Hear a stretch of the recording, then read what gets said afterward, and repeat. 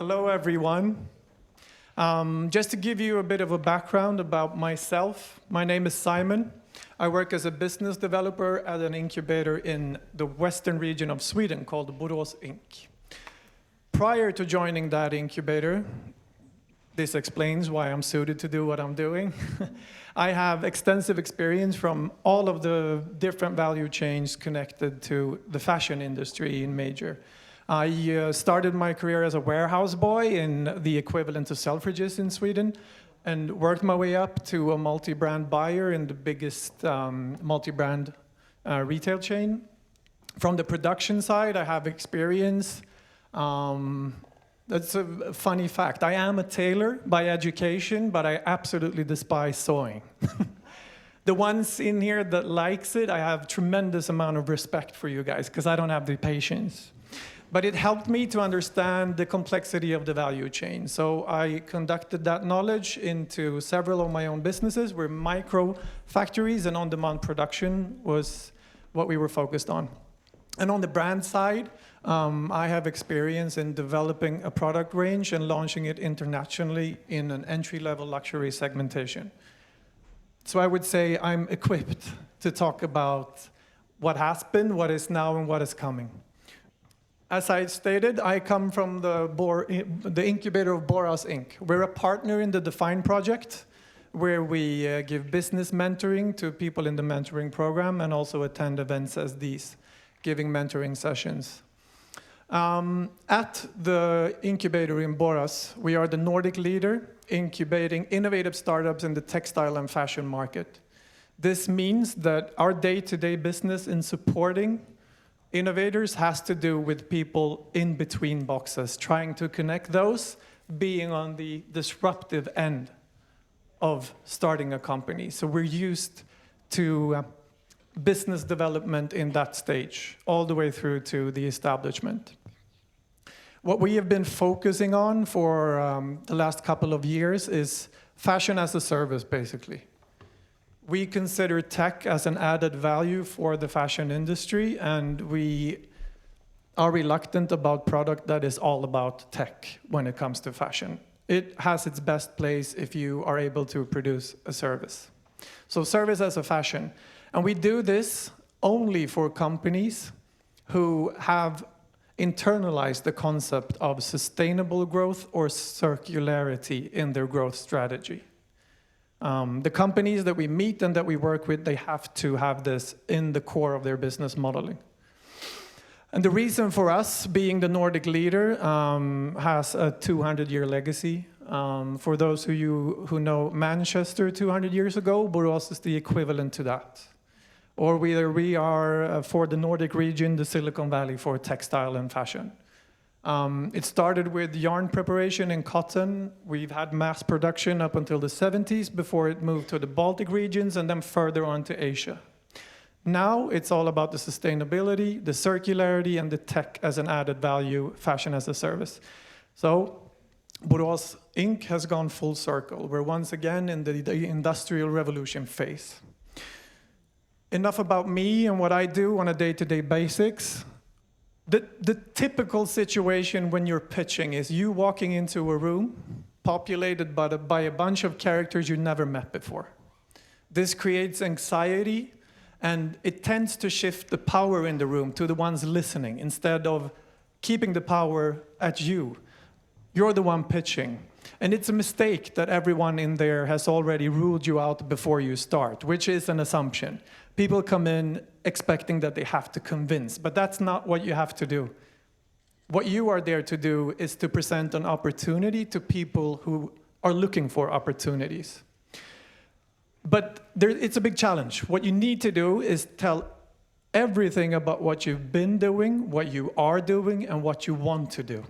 And you have to do this in maximum 3 minutes. What I do and what I advise the companies that I work with to do is to use a set of generic building blocks.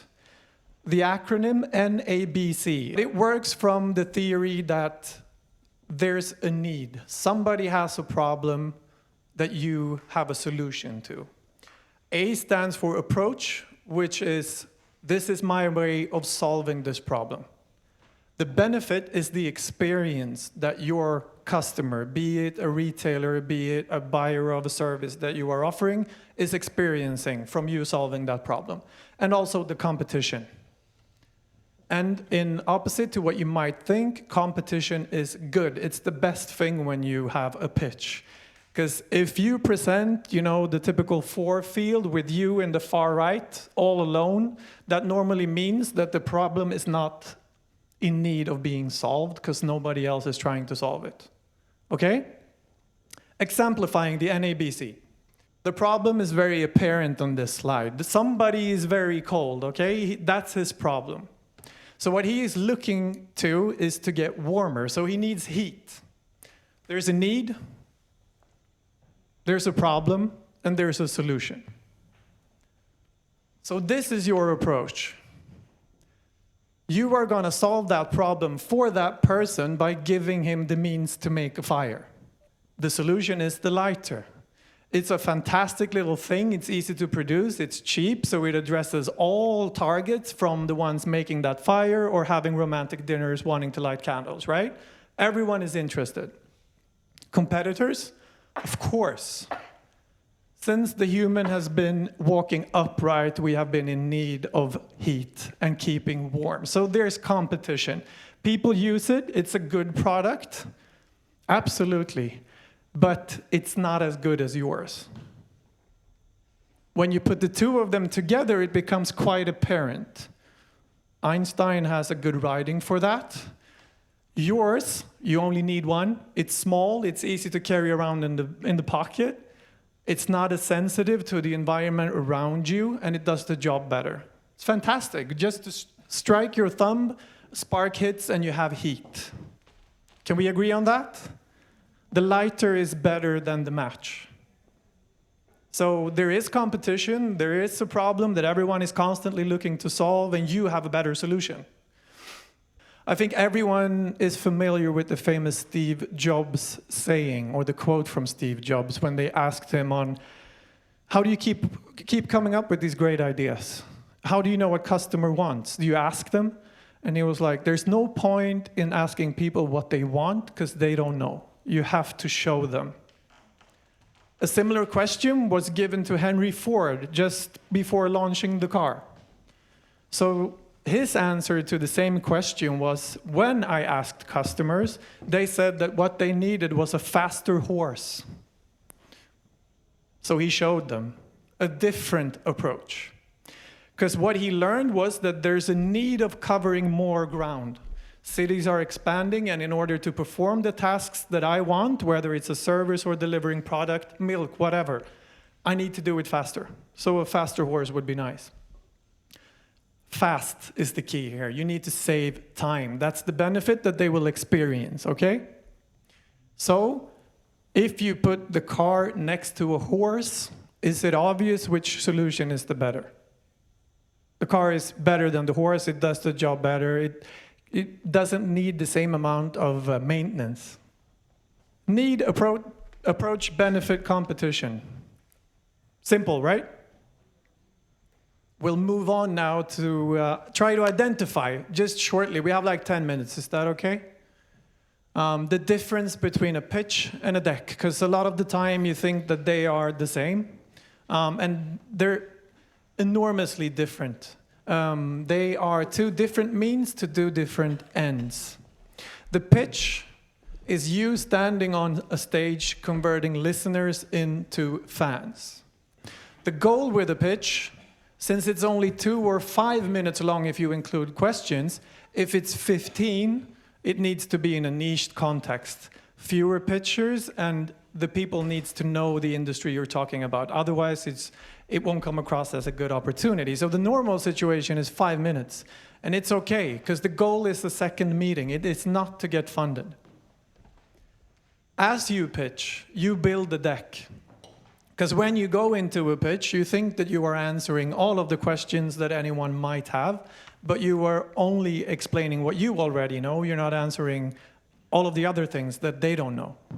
So the deck, it builds as you pitch, because it consists of explanations relating to your business.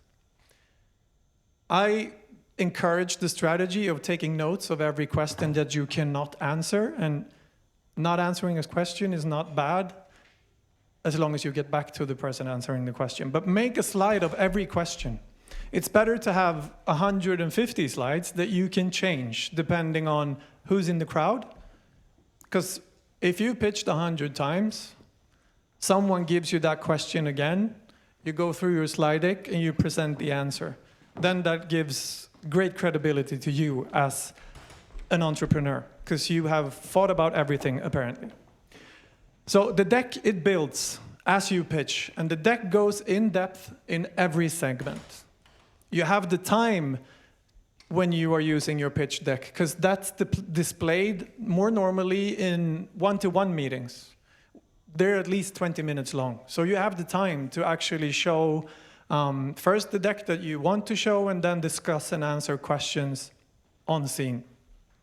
And the goal with the deck is to get funded, as an opposite to the pitch. The pitch is a second meeting, pitch deck is to get funded.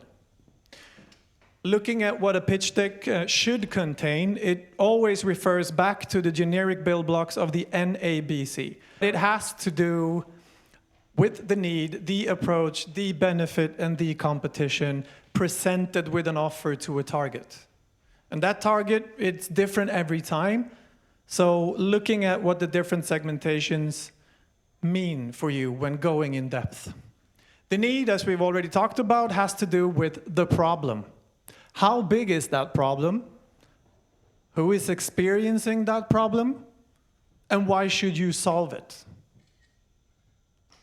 You need to show that enough people are willing to buy your solution, because if there's no need, there's no greed. It's as simple as that. If nobody wants it, no one's going to fund it. So moving into the approach segment is basically where you put 80% of your pitch deck, because it talks about the solution that you're offering, what about your market? And then you get to talk about the strategy you want to conduct and talk about the organization that's going to deliver the vision that you have. The red thread on this picture highlights what's most important here. How can the solution that you're presenting be monetized? Where's the business? It's a given, of course, because that's what businesses is all about, but then I really want to stop at the market. Do you know the acronyms presented? TAM, SAM, SOM. It's my experience that not only startups, but also big companies tend to stop at the larger point. It's the total addressable market they're talking about. You see fashion companies pitching, saying that fashion is a $9 trillion industry and I intend to take a small piece. Okay? It's quite hard to understand where you're segmented. So you need to dive deeper into the market when you describe it in order to understand where that market is, how big is that market, how will you address it, and how will you establish on it. That means going down to the SOM, which is the only reliable number when you try to connect it to your potential. SOM stands for segmented obtainable market. And it's much more relevant presenting to an investor the segmented obtainable market. Show them that you have done the calculations, narrowing it down, but that's where you need to find the business. Moving on to strategy, this is where you present, as you were talking about theory. It doesn't matter if the numbers are correct, you're showing how you're thinking. What's the vision and what's the ambition? And finally, any good investor starts and finishes with the team. You were talking about that as well, Thierry, that the team needs to be in place in order to conduct the mission that will soon reach the vision. Moving into competition. We talked about that. Are there existing solutions? Who are they? How do they work? And what's their traction? And once again, you have to explain your unique selling point. That's the reason to investing.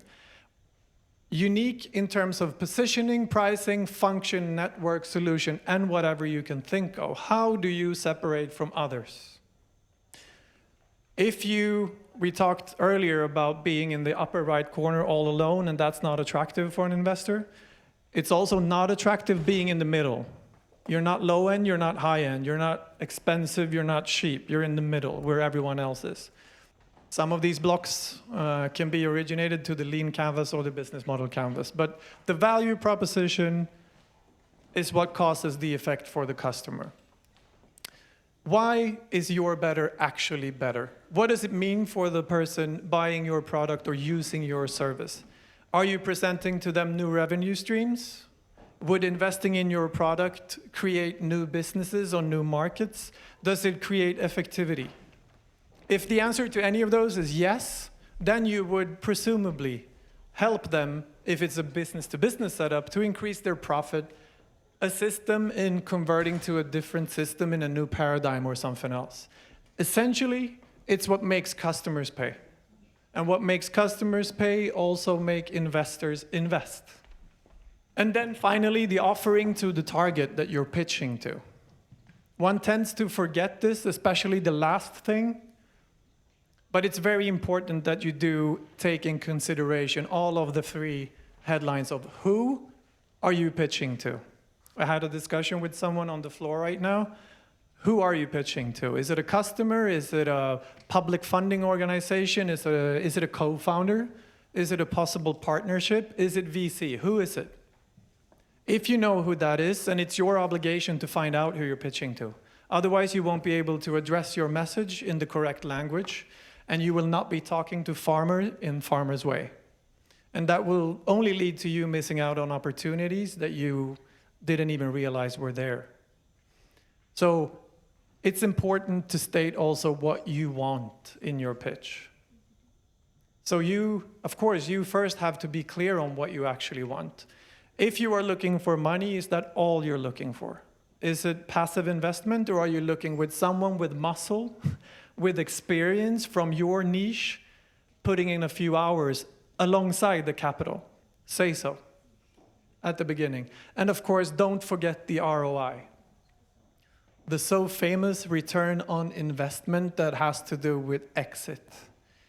It's very hard to say exactly how it's going to end up in your exit, but you need to have a strategy because it aligns with your ambition and vision. Prominently, you talk about three different kinds of exiting. IPO, you go public. Not a lot of companies go public. But if that's your ambition, address it. Because then they know there's going to be more funding rounds and they're going to be diluted as an investor. And then, is it going to be by them staying on in the company and collecting accumulated profit in payouts? It's also an opportunity, and it also says what you want to do with your company. Or is it maybe a management buyout? You want to buy your company back at the end of something. It's difficult to pitch good. It's even more difficult to build a good deck and then trying to select what you're going to say to whom at what occasion. So I would like to stress the fact that being a professional footballer, a boxer, someone performing on stage, or starting your own company in whatever sector is no different.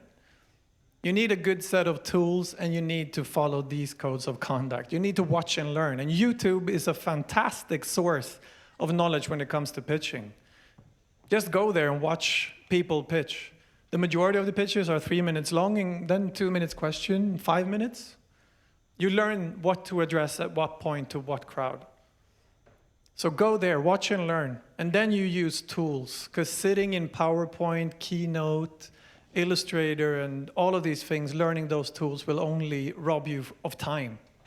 So use what's already there. Use Paste app if you want to work collectively on your smartphones or something. But I recommend SlideBean. Pitcherific is also a fantastic tool for training on your pitch. You script the pitch, and it helps you calculate the time according to your script. Then you record yourself while pitching to the camera, and it helps you through an artificial intelligence to adjust your manuscript. So using those tools, watch and learn from the guys who know and the girls who know. Build your pitch using existing templates from sourceful locations, then script and train and bother your friends and family. Because not everyone likes to be on the stage, but that's where you need to be. It will help you build your deck. It will get you closer to doing what you want to do. So you need to hit the stage and you need to pitch. and you need to pitch again, and then you need to pitch again. You do it all the time. If you're a designer selling clothes, you pitch 4 times a year doing fashion weeks. It's what you do. Besides the NABC, there are 3 other things that are the absolute importance when creating a pitch. Now we all know the need approach, the benefit, and the competition. It is possible to create a 2-minute pitch out of that, because what you're looking for is a second meeting. It's like going on dates. You want there to be secrets so you can meet again. It's getting to that second meeting, so don't give away a full story. Then there's no reason to call you back. Make sure that you're talking to farmers in a farmer's way. If you don't know who's listening, or if you don't know what you're looking for, chances are you're going to be talking the wrong language to the right person, if you understand what I mean. And then, super crucial, pitch is for second meeting and deck is for funding. There's a vast difference between the two. And then also, practice makes perfect. I find myself at times having to present something somewhere and I run out of time, so I practice it the night before. And then I'm not prepared, so the pitch is no good. You need to practice, because it makes pitch perfect. That's it. So now, those are my contacts. It's my email address and it's my LinkedIn profile, so if you want to talk to me directly, I welcome you to do so. Thank you so much.